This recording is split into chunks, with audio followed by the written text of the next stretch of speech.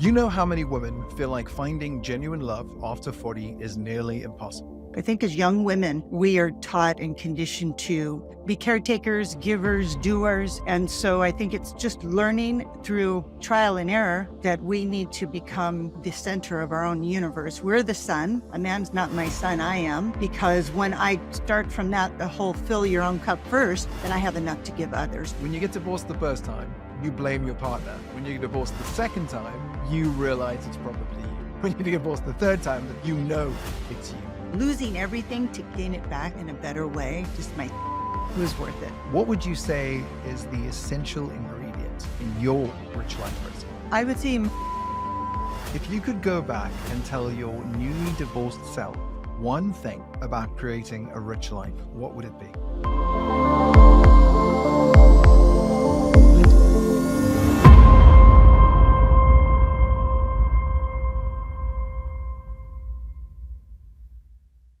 Hello, and welcome to the Rich Life Recipe. On this episode, I am super excited because we are continuing our Rich Life Recipe series where we will learn from people living extraordinary lives and what actually creates richness and meaning. Jaki, who is with us today, is someone who turned personal heartbreak into a mission to help women find conscious, lasting love no matter their age or past experiences. Jaki's approach goes beyond dating advice to help you master your mindset, heal emotional blocks, and stop reliving the same old patterns. I know this because I had the opportunity to work with Jaki in her self-mastery program, and I wanted you to hear directly from her because she brings powerful insight into emotional wisdom, confidence, and creating fulfilling relationships that enrich every area of your life. So without further ado, please meet Jaki Sabourin. hello. Thank you so much for having me, Jason and Alicia. It's so nice to be here. I love your podcast. I'm a big fan. I'm so sweet. Flip that, Sophia. Put that straight in the front. No, it's really awesome. I really enjoy the just the way you guys show up and create space, hold space for everyone, and create a lot of intimacy. And I just notice how your guests tend to open up, and they're more authentic, and you can tell just by the conversation and the depth of the conversation. So I really appreciate that, and I'm sure so many of your listeners appreciate it for those reasons. The authenticity you guys show up with. Oh, thank you very much. So sweet. Means the world to us. Very cool. Let's start with the concept that everyone's probably wondering, other than your incredible content. You know how many women feel like finding genuine love after 40 is nearly impossible. And we know that you, our guest today, didn't find love yourself originally, that it took a while. I believe it took 8 years of being single. And during that period, you developed a formula that since then has helped thousands of women find their life partners, regardless of their age or past relationship struggles. I think it's one of the reasons we wanted you on this show so badly. We also want to mention to our audience that this isn't someone that just suddenly found it. This is someone that spent 25 years in spiritual self-discovery on an island of spiritualism, Maui. Someone who experienced a painful divorce that left her a single mother of two. And instead of giving up on love, which I'm sure would have been the easiest things to do, she turned that challenge into a transformative journey that eventually led her to meeting and marrying her soulmate through online dating, who also made me want to be a silver fox because I saw a picture of your Facebook and I was like, he is one good-looking man. But the question that all of you, the question that all of you have been messaging me since I told you that she was going to be on the show is, Jason, what makes her perspective so valuable? And I went through the website and obviously I messaged Alicia.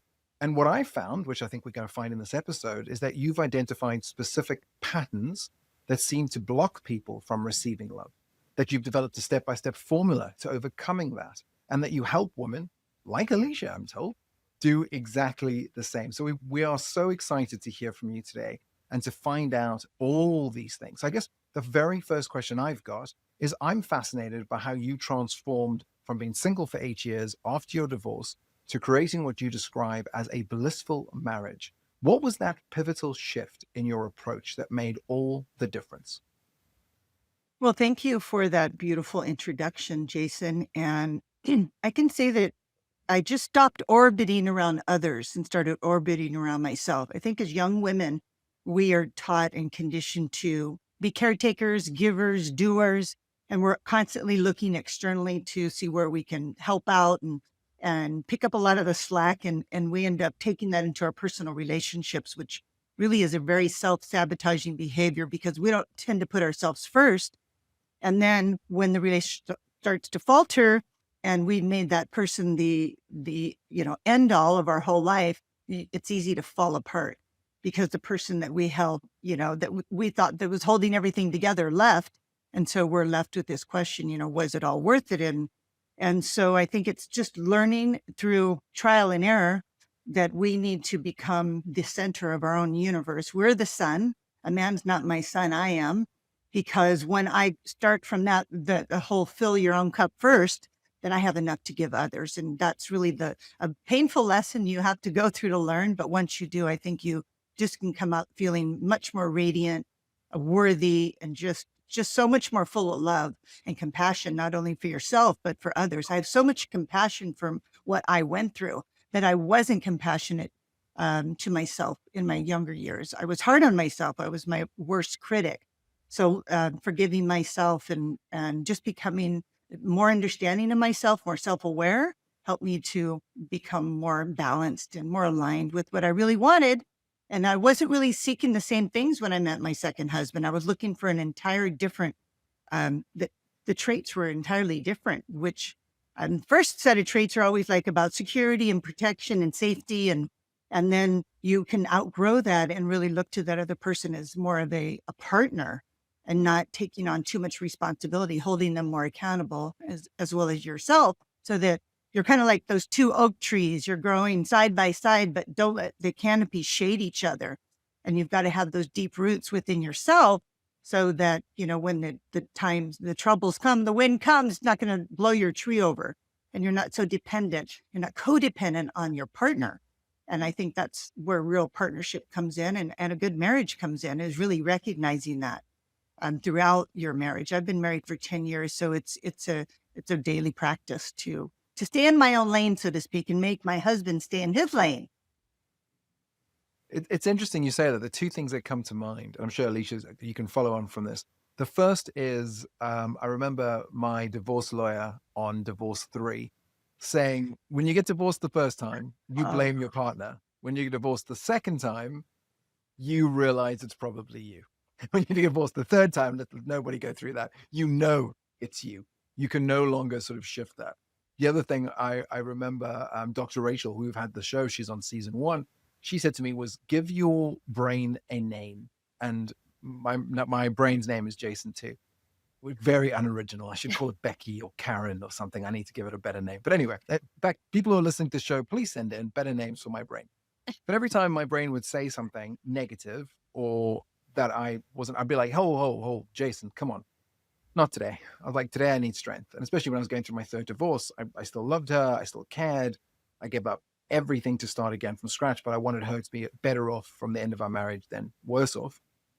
And I remember just saying to my brain, and try this, listeners, if you're at home, just saying to my brain, not today. I don't need this today. Today, I need you to be kind to me. Today, I need to fill myself up. And a mantra that worked for me, and I'd love to ask if you have a mantra, it's from the Sanskrit word mantra, is this idea of, if I had someone that I absolutely loved and absolutely adored and absolutely cared for and would give my life to, what many have as children, I don't have a child, wouldn't I want to only give that child the best? Now imagine if that child is me.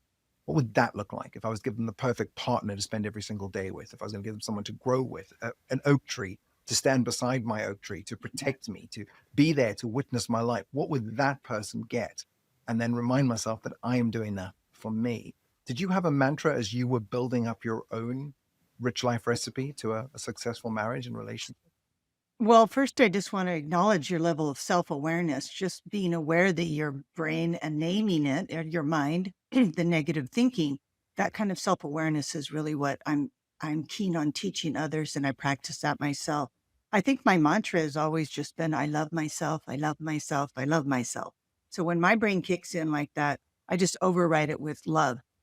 just the words "I love myself" really helps soothe me. It's usually your nervous system starts getting agitated because it's afraid of something, fear of being seen, heard, making a mistake, just whatever it is.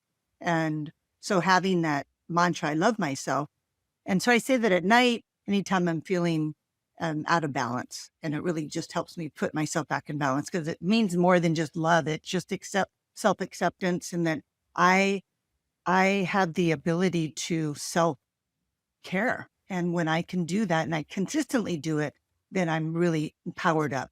When I don't do that, like when you don't name your brain and talk to it, then you fall prey to all the doubts and negativity and go into that spiral. And it's so easy to do. It happens so quickly when you don't have that level of self-awareness. But I guess it took you three women to help you to see that, because they're just mirrors. They're just reflecting what's showing up inside of you.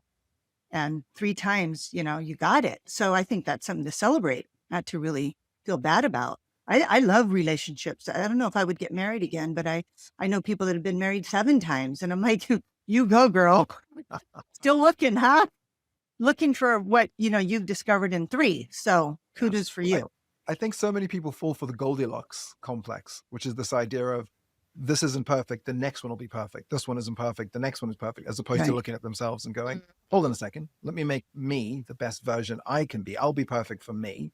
And then if I find someone, yeah, this is things that work for me. It's definitely not, So this is not true. advice. But yeah, It's so true, because a lot of people don't know, even myself, don't know what to do when you hit a place in your relationship with someone that you don't see a way forward because you've never been there. You've never pushed through that far. You don't see a way forward. So you automatically start to think about the way out. Like, what would my life look like and where would I live? And you start making a plan, like a backup plan, which takes your relationship in a whole different direction. mm, And it takes a lot of mastery to be able to pull it back to center, start looking for a better approach to staying. I think leaving is easy. It's so easy to leave. Staying is the hard part, because we have to really put in that work, which is really rewarding, by the way, really rewarding. And I really mean that, because once you can overcome that, you're like, oh, that was close. I don't want to get a divorce. As you both know, it's very painful. And especially when you get older, it's catastrophic for your finances, your health, everything, your friends. You lose so much family. So yeah, that's not really that's not something that I'm planning on doing. So I really take extra care to be to keep our relationship on track. And I really do that for our relationship, because I don't want those things to happen. And it's so easy for it to quickly, the negativity or with something to spiral. have either one of you ever been to Estonia? No. I have not. Estonia has this capital city called Tallinn. And I remember I had to get to a place, and I got in the bus, and I went, and I realized I was going the wrong way.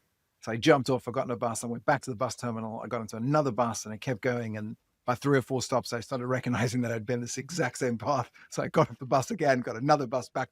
I did this 4 times. I'm not exactly the smartest person in the world. And eventually on the fourth or fifth bus, I sort of went to the bus driver and I said, I'm so sorry. I said, this is ridiculous. I have been on this bus 5 times or 4 times. And I think I keep getting on the wrong bus. And he said, where are you going? And I said, oh, I'm going to this location. And he said, all the buses go the same route and then they split off at a certain part.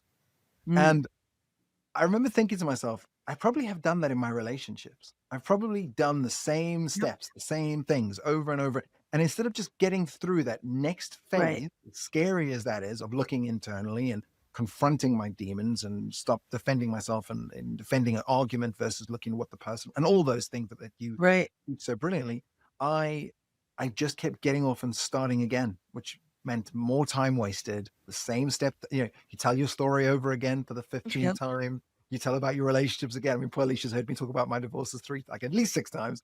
And you realize you're doing this with every date. You're doing this on every relationship. You're just outpouring, and then you get to a place. You think, I've been here before. I've been here before. I need to get out. I need to get out. Versus sort of saying, hold on, let me stay on the bus. Let's see where this takes me. Maybe this time it can change because I've changed. But I'll take it to Alicia. No, I think that's a great example and metaphor for what happens to all of us, and especially in our personal relationships. And that's why I said initially is and I don't know if I said it or thought it, but orbiting around others. So when I start orbiting around my husband, like his schedule, and then I start to go, crazy. It's when I realize that I'm doing that. He didn't ask me to do that, by the way. He just volunteered. And then refocus on my life, my needs, and meeting those, then I'm much more happy and not so, blame. You get into that blame also. You get into this blame, shame, victim game. So step out of that. And again, stay in your own, and in your own oak tree in a way. I think that's Kahlil Gibran. He has a poem that talks about the oak tree. Don't shade your oak trees. And I thought that was really powerful, even though I can't remember it all. You mentioned something about mastery, which I definitely wanted to circle back to because that's actually how you and I met. So Jackie literally picked me up off the floor after a relationship that I could not get over. And I finally got to a point in my life where I was seeing the patterns, the common denominator in it all, but I was never given the tools on how to change the behavior. Even therapy, we've all dabbled in therapy at one point or another, which I obviously highly recommend because it does point out the issues and the patterns. Right. But where I was lacking was I was never getting the tools to change the behavior until I found Jackie online and joined her self-mastery class. And that for me was a game changer. I think I worked Yeah. together for like 8 months, 9 months. And I have to say, like, I remember all of the every meeting was followed with homework. So we had this discreation and the law of attachment Mm-hmm. and how to detach. So I would love for you to share a little bit about that because I feel like there's so many people who see this repeated pattern in relationships and they just can't discreate those false beliefs. They don't know where to Right. start, or they're struggling with that attachment and not being able to let go. So I'd love for you to share a little bit about that emotional wisdom. Yeah, it was such a wonderful thing to work with you, Alicia, and now for us to go on and build a beautiful friendship. And the wonderful thing about becoming friends with some of my clients after they've worked with me is that they have the level of mastery that I really can relate to. And I really need that from a friend now. So if I don't see that in another woman, I don't see the potential for a relationship going forward because we have to have the same level of detachment. So detached involvement, such a powerful thing. And I think it's something that we have to spend our whole life learning. But once we get it, life becomes much easier, more joyful, less painful. Because when we attach to an outcome and that outcome doesn't work out the way our mind said it should, it should work out, it's very painful. And it sends us into repeating the patterns of trying to earn back or win or chase or do any of those dysfunctional behaviors. And we all do that because the first thing we learn in life is attachment, right? We're attached to our mother through the umbilical cord, and then we're born, and then we look to the people that are going to take care of us. And we have to attach to survive as infants. So we continue this neurotic behavior of needing other people's approval, attaching to outcomes because they have kind of molded the way we think. Well, we have to kind of unlearn that as adults, but no one ever tells us that now we have to become the own source of our wisdom, our worth, our love and acceptance and boundaries. But we continue to look to others. So especially when we attach in relationships and it doesn't work out, like you suffered, a lot of pain because it's like a part of you was ripped out of you and you wanted that part back. And that's when you really have to learn to plug back into yourself. And there's a lot of resistance to doing that because we like that person. We want to get what they were giving us because also we don't have to do it ourselves. That process of doing it ourselves, learning to give ourselves the things that others give us and then it's removed is a task that we have to, like Alicia committed 8 months to learning that. You have to make a commitment to yourself. And it's very hard to change those patterns because they've been established through a lifetime. But when we can learn to, the metaphor that I use is there's a cord coming out of your heart And it's supposed to be plugged into your belly button. That's your own source of love, acceptance, boundaries, and intimacy. But in love relations, we tend to rip that cord out of our belly button, plug it into the other person. And for a while that works. It feels good. We're getting all this, compliments and just getting a lot of validation. And then that's removed. What it always is after 3 or 4 months, nobody can hold you in the object of their attention indefinitely. So eventually, even in the best relationships, they have to get back to their lives and what they're focused on, their work. And when that's removed, we feel a pain. So naturally, we're going to start to chase and cling and become a little dysfunctional, our behavior, to get back to that nirvana, so to speak. But the real nirvana is just recognizing your cords it's like you're floating in space and you're leaking energy. You've got to plug that up. And the only way to do it is through, again, self-acceptance, love, and all these steps. And there are mechanical steps to do that. And I remember I was working with a woman, she was a scientist for cancer research. And she said, Jackie, I need the mechanics of self-love. I love that she asked me that. She goes, step 1, step 2, step 3. That's the only way she was going to learn it. And fortunately, that is exactly how I like to teach. I'm really all about action. There's empowerment and there's enlightenment. Enlightenment is all the great knowledge that we've learned through our lifetime where we're very enlightened. But if you don't know how to apply that enlightened knowledge and take action on it, you cannot become empowered. So how do you do that? So I created mechanical steps, like just simple things like writing I love myself on a yellow sticky note and put it inside your cupboard doors and on your mirror. So you're programming your mind to start doing something different. And that's how you get out of the pattern. But you have to have actual concrete steps, mechanical steps for your mind to be able to recognize that there's another path. Otherwise, it's going to keep thinking and doing the same thing over and over and over again. And like we all know, that's insanity. Awesome. So Yeah. true. So For those detached involvement, also known as dancing in the rain mastery, learning how to dance in the rain and enjoy it. what is Mhm. so I've got two questions. Well, I've got one statement, two questions. Statement for those people out there about business, repeating the same thing over and over and over. That's just called work. It is not insanity. I send 100 emails a day. It's the exact same email. 16 of them come back successful. I didn't change anything. That wives' tale when it comes to doing the same thing and calling it insanity. Just to be correct, when it comes to business, this is not the same as relationships and everything else. Bear that in mind. First, second thing. Question to Alicia. Alicia, what space were you in? Because I imagine if you're in the wrong space and you read Jackie's stuff, it's not going to connect to you. You're not going to go, oh my gosh, she's speaking to me directly. I can see that this person is an expert. I can see this person's been through the things that I've been through and that they have seen a light, that they have seen a recipe to change. And I think for our listeners, I would like them to have that same experience. I want them to listen to this now, hear Jackie speak and go, either, oh my gosh, I connect to that there's something there, or what am I missing? And then I'm hoping you can speak from that side as someone that came in as a stranger to the information, the knowledge, and the experience. And what was it in your life at that time that made you go, I'm ready, I'm ready? Again, we talk about Khalil Gibran earlier and his poem, The Marriage. One of my favorites is by Rumi, who says, at the end, we just remember. We don't change, we don't become, we just remember. We remember all the things we needed to. When the student is ready, the teacher will come. And that seems like what's happened with you and Jackie. And I think it'd be great for our audience to know what was going on with you where you were ready now to take on a teacher. 100%. Oh my gosh. I think for me, did we just lose him?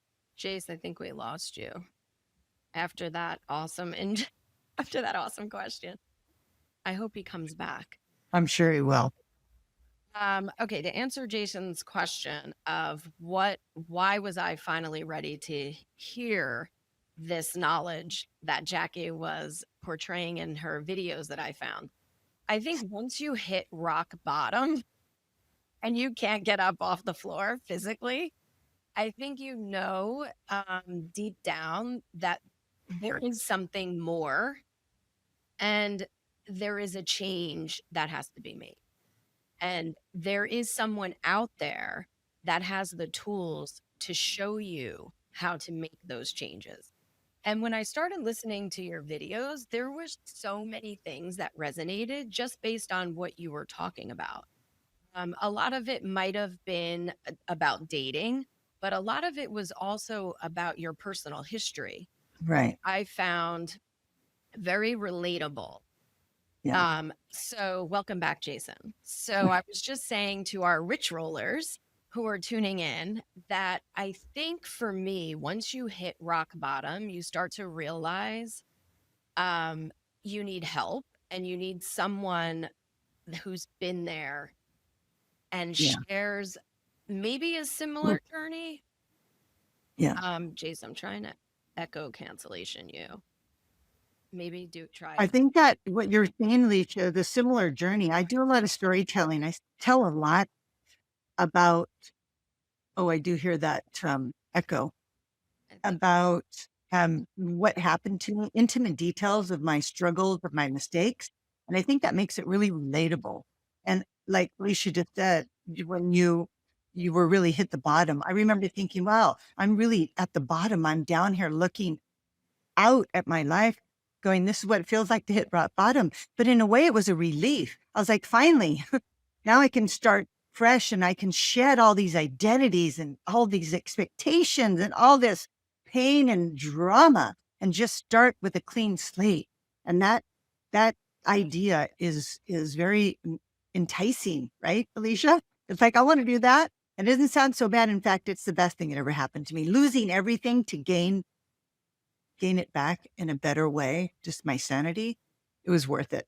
and that's what resonated with me. Just hearing your story through your dating coaching and then the life mastery program really resonated because it was so relatable. I too had lost everything from a divorce and then moving forward and seeing these same similar patterns, but not having the tools to change the behavior. Or why do I go from 0 to 60 in 3 seconds? Like, what is that about? And I know you and I talked a lot about that. It's not, I think I would love for you to apply the analogy about this, the toe stubbing. When you stub your toe, it's not the Okay. first time. Yeah, I use a lot of metaphors in coaching. I think they really help and make everything more clear. But there's the premise that we we come in just perfect, and then we pick up a little bit of the dog do metaphor. So the dog do is our parents aren't perfect. They do the best they can, but they make mistakes. Maybe they're absent or they're angry or whatever they are. And so we inherit some of their dog do. And then we go into our own relationships and we pick up more dog do from other people and from the stuff that we've created. And then we have the audacity to say, what's that smell when we get into a new relationship? And it's like, oh, it's coming from my shoe. I tracked it all away. So that's one of the metaphors. But I wanted to introduce the dog do first, but the stepping the toe, it's just really about, if somebody steps on your toe, it hurts. But if it hurts an hour later, it was already infected. So you've got a bunch of infected toes. So where did it start? Well, it starts with the dog do. You've got to go back to where you started, you know, picking up and spreading this identity that's not really who you are. It's just who you've been conditioned to become. And it's not easy to carry that around. So yeah, I think that really helps. If you're really upset about something, hours later and you're still thinking about it, regurgitating, you wake up in the middle of the night, you're definitely stuck in a pattern, and it's has to do with you because it's coming from Exactly. you. And I think that's the key, right? Everyone is pointing the finger at everybody else. And really, it's you. It's, it And it's is. really hard to see sometimes because it really does seem like it's them. Really Mhm. does. And but if you can really get to that place and you have the mechanics of how to become intimate with yourself, into me I see how to ask yourself questions that bring about that clarity, that self honesty, you really can make the changes in your life. Now I feel angry because I'm disappointed because, and you just start listing out the reasons. And sooner or later, you're going to identify one that's the whopper. I call it the whopper. You're like, there it is. And then you can start to trace that back to the root where that belief about yourself or others originated. And that's when things get really interesting because you're like, I see why I felt that way. And then you can start to have compassion for yourself and you have more compassion for others. You understand how hard it is for them because now you see how hard it is for you. And that's how we can forgive others. So true.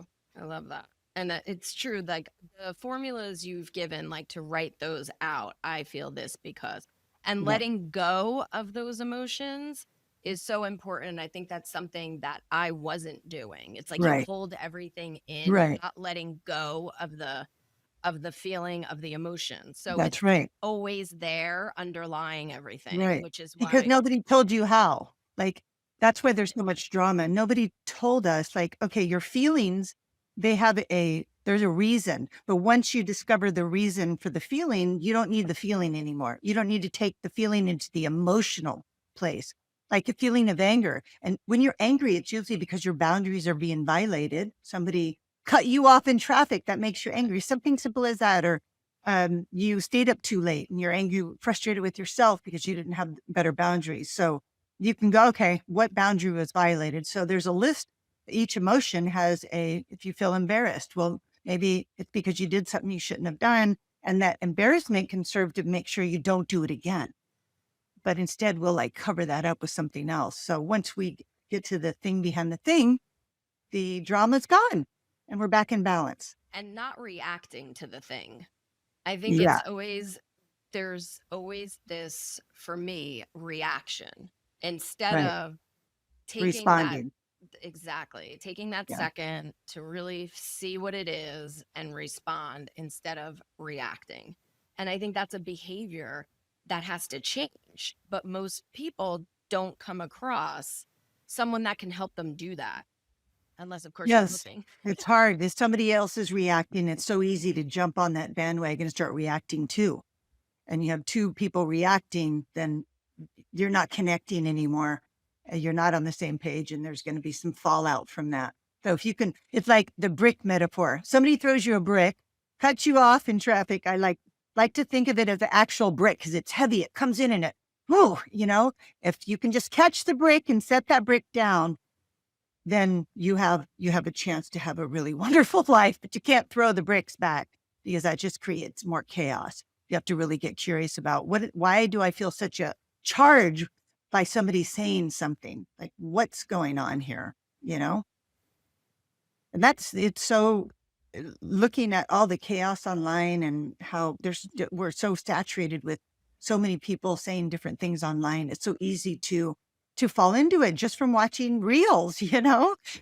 So you can just go and practice your mastery by watching a bunch of reels you don't agree with. Become a pro and not which is quite easy not these days. No kidding. There's so much out there now. So it's important to be able to sift through the noise and to maintain your own balance and self-validation, stuff like that. And so, Alicia, you've done a great job. Look at you now. come a Look at long you now. way. We all have. We all have. What about you, Jason? How do you handle the bricks? Are you a Um, brick thrower or setter downer? I'm a examine the brick kind of guy. Okay, good. Yeah, I'm a firm believer in something called the three sides to every story. And I think the moment I realized there were three sides, not two sides, everything changed. It was like I said this on the Lisa Packel moment. I used to go to Vegas at least once a year, and I'd go to the Cosmopolitan and I'd put down a 20 on roulette, and it was either red or black. And I remember I would lose. And I think, how did I lose? I had a 50-50 chance. And I remember saying that loud once, and this guy at the table turned to me and he said, "You realize you don't have a 50-50 chance, right?" And I was like, "What do you mean? Of course I do. It's red or black." And he went, "It's red or black or 0-0 or green." And I was like, "Oh." And it was this huge moment for me. And the same thing happened when I had counseling every single day after my last divorce. And one day in my counseling, my counselor said, "Whereabouts are you from?" And I said, "Oh, South Africa." And they said, "Oh, what year?" And I said, "The 90s and 2000s." And they said, "Oh, so who was your leader at that time?" And I said, "Nelson Mandela." And they said, "Did you learn anything from Wow. Nelson Mandela?" And I said, "Yeah, I learned this thing called the third way, that there isn't just one way or a second way. There's always a third way." And she turned around and said, "I want you to try and think of something else. There's always three sides to every story. There's your side, which is completely and utterly true to you. There's her side, which is completely and utterly true to her. And there's what the world saw. And that's completely and utterly true to what the world saw. None of them are wrong. None of them are 100% right. They're all right to the person seeing them. The trick isn't to defend that you're right. The trick is to look at it on all sides and understand that it exists for itself. So now, if my partner and I have a fight, I immediately say to her, I'm not angry with you. You're not a malicious person. You're lovely and you're wonderful. And that's why I fell in love with you. I'm angry with the situation. I'm angry that this didn't happen. I'm angry that this person said this. I'm angry. But I completely separate it and I treat it as a blocked situation that needs to be fixed, needs to be talked about. And I also remind myself that, at least in my experience, there's 4 H's to making a woman happy, which is the 5th H. Does she need to be heard? Does she need to be held? Does she need to be, there's another H there, so I'm going to skip. This is so good. I love this. Held and hugged. Yeah. Does she need to be held? Does she need to be heard? Does she need to be helped? Or does she need to be humped? And normally one of those 4 comes in. I love this. I need to write that down. Write that down. And it works. It works every time that I sit down, we hold hands, we talk, and my job is to figure out which one of those 4 H's is going to give her the best. And I think as a man, and I don't know if this is all men or just men from my particular generation or my particular part of the world, et cetera, but I always want to help. That is the first thing that comes to mind. How do I fix this problem that she's telling me about? So I've got to stop and think, okay. And sometimes if I can't come up with the answer, I'll just ask. I'll say, would it help you right now if I just listened? Or do you need me to give it? And she's like, nope, I actually just need you to hold me for a little bit and make me feel safe. Great. I hold her, feel safe. She moves on. She works it out. She finds someone else that helps. All those kind of things come to. But I think it's taken me 5 relationships, 3 marriages, to kind of get to that part where I've realized, hold on a second, there is 3 sides to every story. It's not my job to defend my story or my perspective or my situation. My job to look at the situation completely separately and deal with the situation at hand and ask myself if any of the 4 H's can resolve the situation. Wow. I would say that you're doing a great job. You're able to practice that. I really enjoyed hearing those 4 H's. I'm going to have to incorporate that in my. Please do. Just quite credit the man, credit the myth. We love men. We love men, and I'll give you all the credit. I'm very impressed with that, and I think that would really help women to hear, or at least that's a model they're looking for. It's a good model. It seems to be working. Yeah. My partner says I'm the greatest boyfriend she's ever had in her entire life. And even my friends have come back and said, this has changed our lives. Just asking which one of these things will help you the most in this given time. But enough about me. I have a question for you, which I'm dying to ask you. And the question is this. After experiencing the struggle of being a single mom and now living your dream life, what would you say is the essential ingredient in your rich life recipe? The essential ingredient, would you say? Could be one ingredient or ingredients. Yeah. You get to Well, I would say emotional clarity. That's the essential ingredient. As long as I stay clear, like you just demonstrated to us in the way you use your 4 H's and there's 3, opinions or versions. If you just continue consistently to seek out your own clarity, my own clarity, then that's how I'm going to stay centered and healthy from the inside out, not looking to others. So on face value, things could look very differently, but if I get the clarity from within, then I just feel so much more, whole and complete, and I don't need others or to blame others. So I think that we have to spend more time getting clear within ourselves. How do you know when it is clarity? How do you know when it's like it is the exact feeling that you need? You feel it. It's always a feeling. Feelings is your emotional guidance system. So when I don't feel good, and describe that. So upset stomach, jittery, we all have so people say, oh, I feel good. Well, what does good feel like? You have to be able to describe it. So I can notice when I'm not feeling good. So I notice in my body. And then once I do the self-inquiry, I feel sad because I feel sad because I feel sad because I feel sad, I mope around. And then there's a behavior that comes with it. And then I go, aha, okay. As soon as I have the aha, it's like the monkey's off my back. I'm free. And I feel that. I feel relief. I feel an alignment, more balance, lighter. I just feel literally lighter.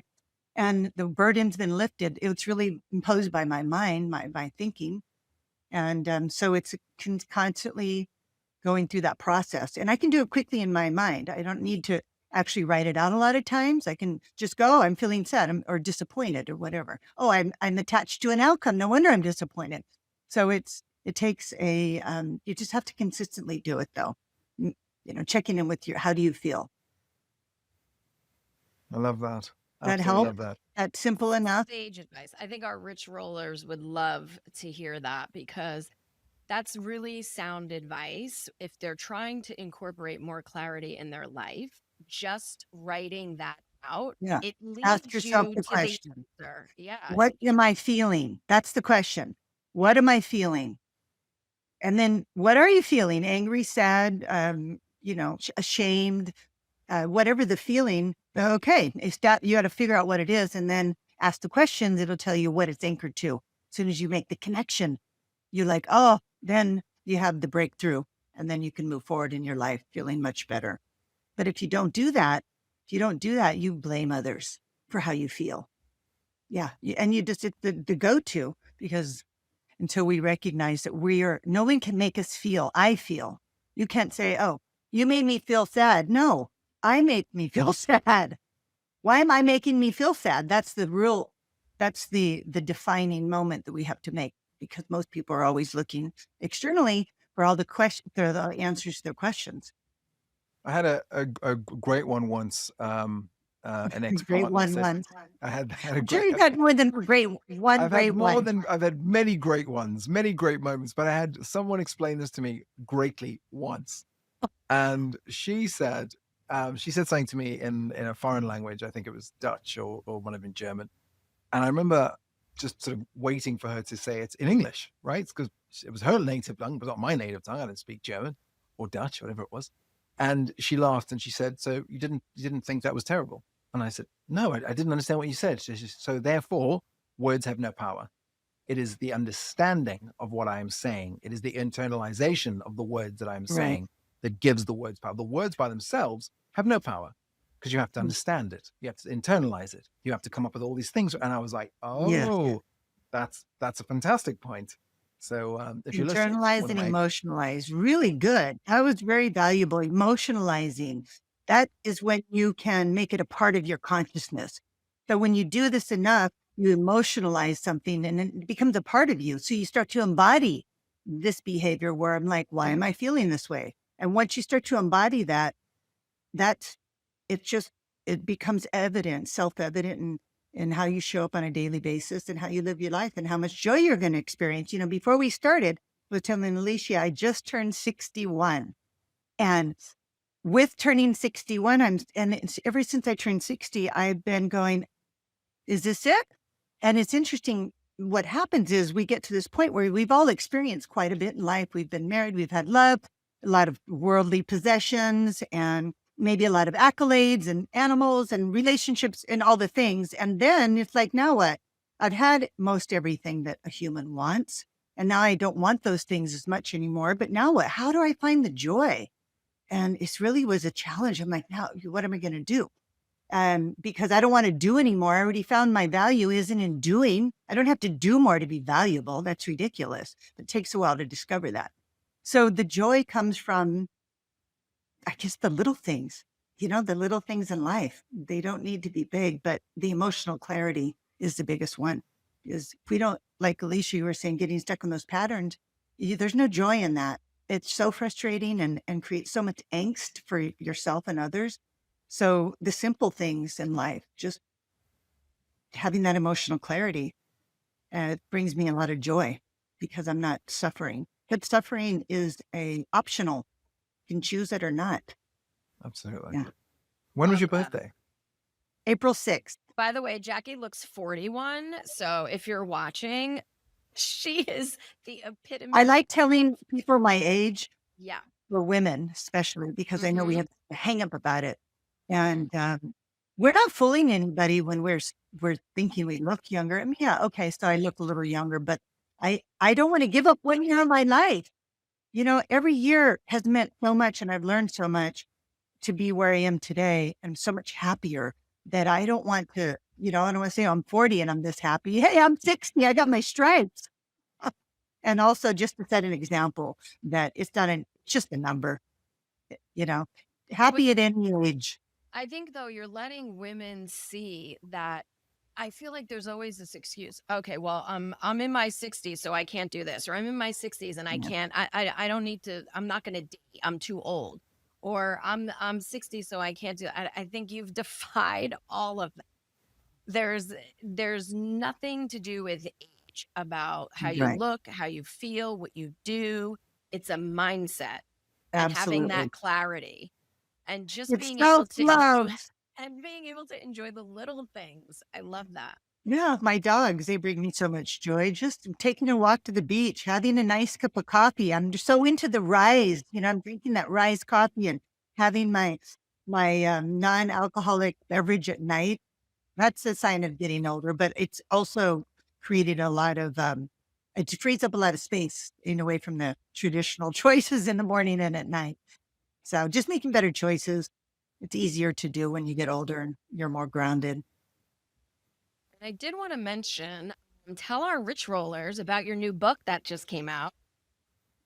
Ooh, I'm so excited you brought that up. Thank Mhm. you. Well, I knew I was going to write a book, and I actually finished the book in before the pandemic, and I really didn't want the book to be about COVID. It was just a very difficult time for everyone, including myself. So I finished the book just recently, and it's just really the proven path to finding love over 40. And really the premise of the book is just finding yourself.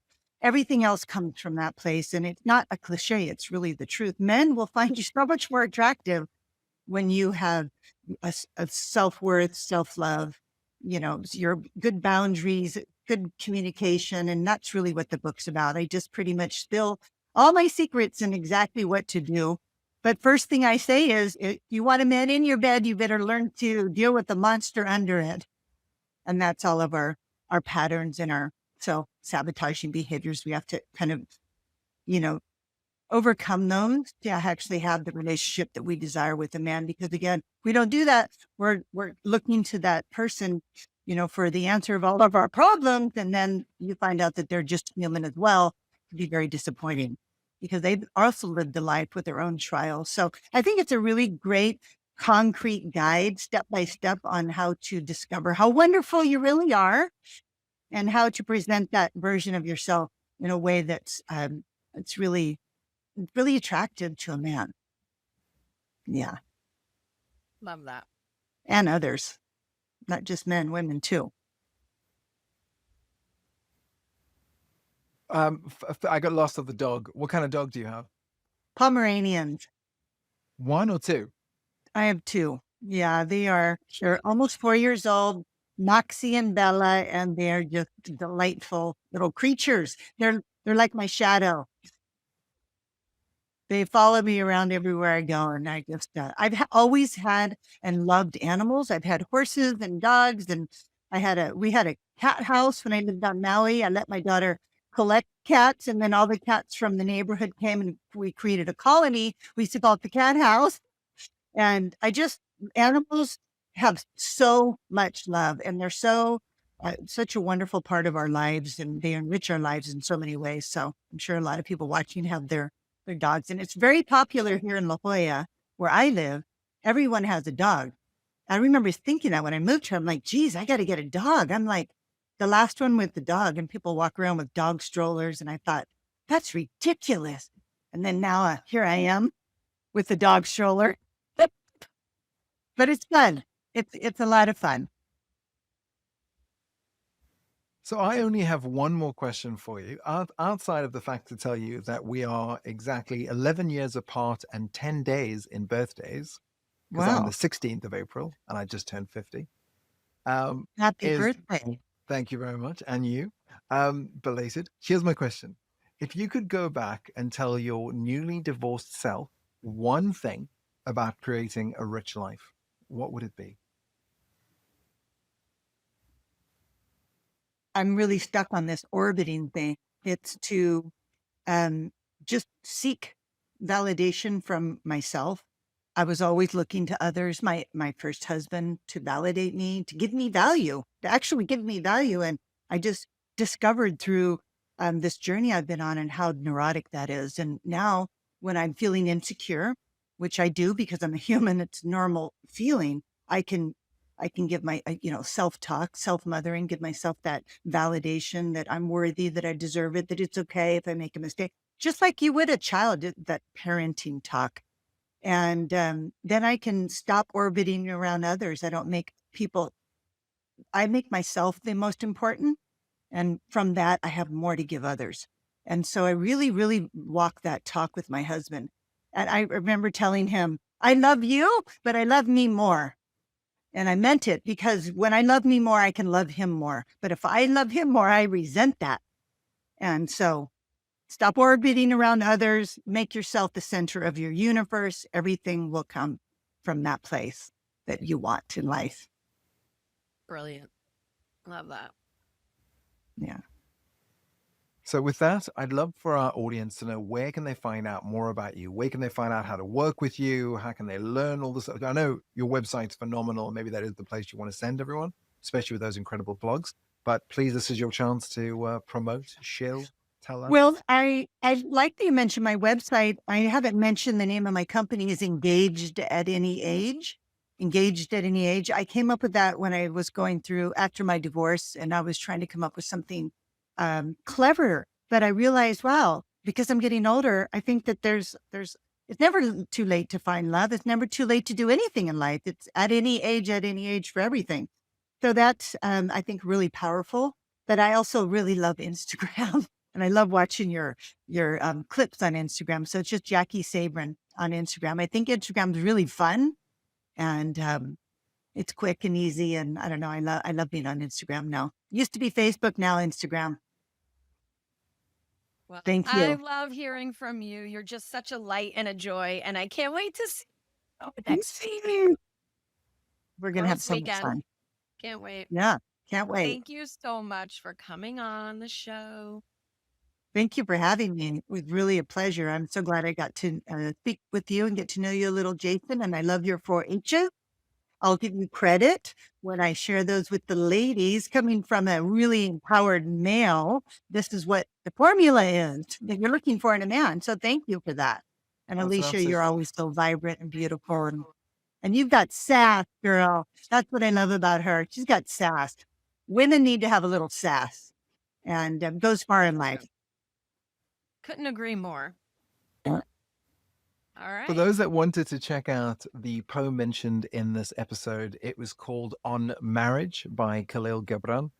It goes, Then Ilmatra spoke again and said, And what of marriage, master? And he answered, saying, You were born together, and together you shall be forevermore. You shall be together, then the white wings of death scatter your days. You shall be together, even in the silent memory of God. But let there be spaces in your togetherness, and let the winds of the heavens dance between you. Love one another, but make not a bond of love. Let it rather be a moving sea between the shores of your souls. Fill each other's cup, but drink not from one cup. Give one another of your bread, but not eat from the same loaf. Sing and dance together and be joyous, but let each one of you be alone. Even as the apologies. Even as the strings of the lute are alone through they quiver with the same music, give your hearts, but not to each other's keeping. For only the hand of life can maintain and contain your hearts and stand together, yet not too far, not too near. For the pillars of the temple stand apart, and the oak tree and the cypress grow not in each other's shadow. From the prophet. Beautiful. Wasn't that beautiful? Thank you so much. Yeah, That love that. it's so affirming. And I made that a part of my wedding vows. I wanted my husband to really know where I was coming from with this kind of detached involvement. So thank you. That was beautiful. There it is. Thank And if you've you. enjoyed this episode, make sure to subscribe, give us 5 stars, but definitely go check out Jaki, especially on Instagram. It's where I found her, and obviously Alicia. We'll talk more about her on the season to come. And if you are hoping to find out more about how you can be engaged at 40, definitely, or engaged at any age, definitely go check out the website. I mean, I loved everything about it, the way you did it, the way you designed it, the way you explained it, the many little stories solving many little problems that we all come across in our relationship. And it's never ever. We talked about this on the ending of episode 10, season 1. We talked about if you do not change, you have not learned anything. And the whole purpose of this is to learn something. So thank you, Rich Rollers, for joining us for another episode of The Rich Life Recipe. Thank you.